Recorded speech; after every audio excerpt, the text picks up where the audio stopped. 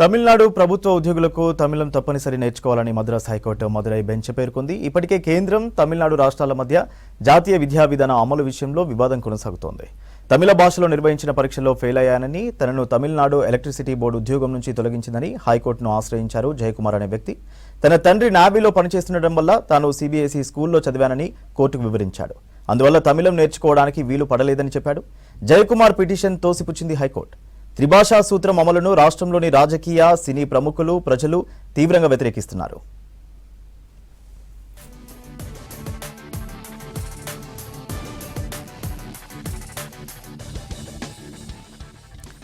తమిళనాడు ప్రభుత్వ ఉద్యోగులకు తమిళం తప్పనిసరి నేర్చుకోవాలని మద్రాస్ హైకోర్టు మదురై బెంచ్ పేర్కొంది.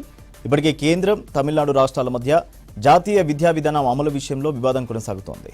తమిళ భాషలో నిర్వహించిన పరీక్షలో ఫెయిల్ అయ్యానని, తనను తమిళనాడు ఎలక్ట్రిసిటీ బోర్డు ఉద్యోగం నుంచి తొలగించిందని హైకోర్టును ఆశ్రయించారు జయకుమార్ అనే వ్యక్తి.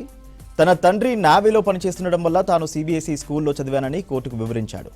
అందువల్ల తమిళం నేర్చుకోవడానికి వీలు పడలేదని చెప్పాడు. జయకుమార్ పిటిషన్ తోసిపుచ్చింది హైకోర్టు. త్రిభాషా సూత్రం అమలును రాష్ట్రంలోని రాజకీయ, సినీ ప్రముఖులు, ప్రజలు తీవ్రంగా వ్యతిరేకిస్తున్నారు.